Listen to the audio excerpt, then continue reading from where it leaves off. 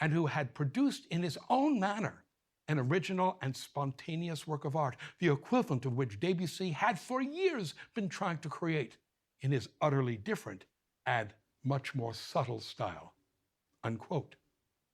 Mussorgsky became, for Debussy, the antidote to Wagner, a compositional role model whose music was devoid of German thinking, tradition, and influence.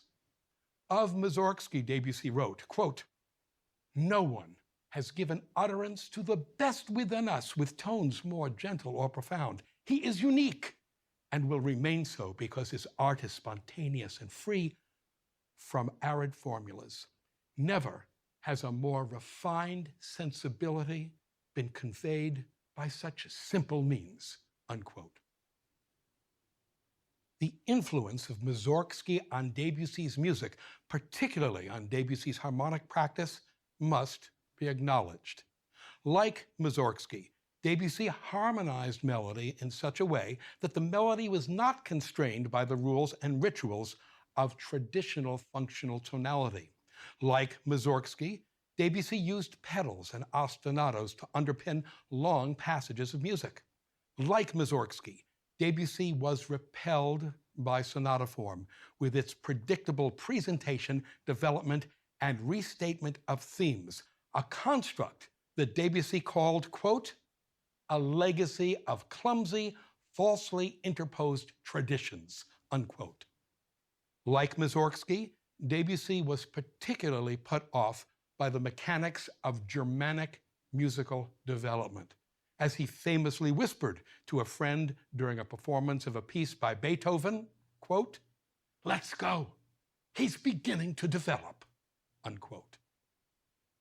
However, unlike Mussorgsky, Debussy was a highly trained and technically skilled composer who, had he chosen to, could have written sonata form movements with academically correct development sections till the Vache came home. I'd also point out that Debussy's harmonic practice and the degree to which he cultivated pedals and ostinatos went much further than anything Mussorgsky did in his music. Finally, Debussy's ear for timbre and coloristic nuance put his music far beyond, not above, not below, just beyond anything anyone had composed to his time. So, how did it play in Peoria? Not all that well. Sure, the students at the Paris Conservatory loved Debussy, but for many of the older generation, Debussy's music, which seems so lush and beautiful to our admittedly jaded 21st century ears, was hardly music at all.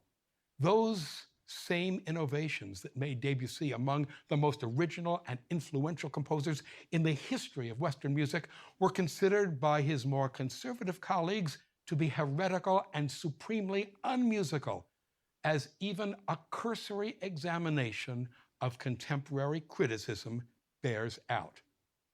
For example, in the May 4th, 1902 edition of the Parisian journal Le Ménestrel, the critic Arthur Pougin voiced this opinion regarding Debussy's recently premiered opera, Pelléas et Mélisande.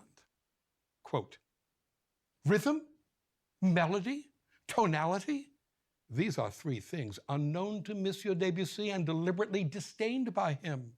His music is vague, floating, without color and without shape, without movement and without life. What adorable progressions of triads in parallel motion, and the parallel fifths and octaves that result from it. What a collection of dissonances, sevenths and ninths, ascending with energy, even disjunct intervals. No, decidedly, I will never agree with the anarchists of music," unquote.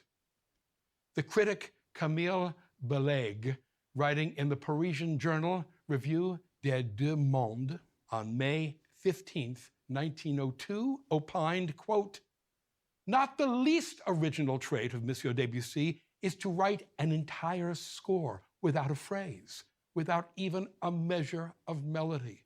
Rhythm, is no less abhorrent to him. No one is better qualified than the composer of Pelléas et Mélisande to preside over the decomposition of our art. The music of Monsieur Debussy leads to the emaciation and ruin of our essence. It contains germs not of life and progress, but of decadence and death, unquote. Oh. In 1907, 2 years after the premiere of his controversial opera, Salome, Richard Strauss attended a performance of Debussy's opera, Pelléas et Mélisande.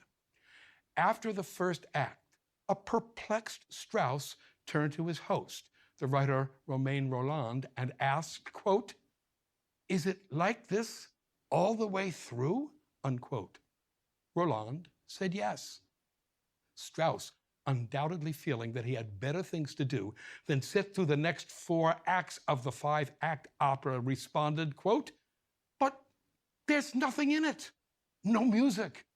It has nothing consecutive. No musical phrases. No development," unquote.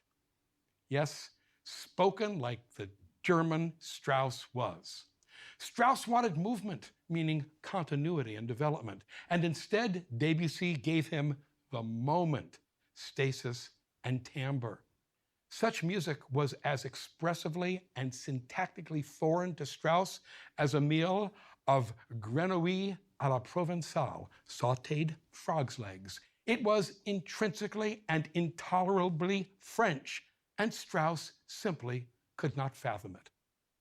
But we here today fathom Debussy's music quite well, thank you very much. As it turned out, his compositional innovations, coupled with his approach to timbre, had an impact on the music of the 20th century comparable to Beethoven's impact on the music of the 19th century. And like Beethoven's music, Debussy's music has aged not at all.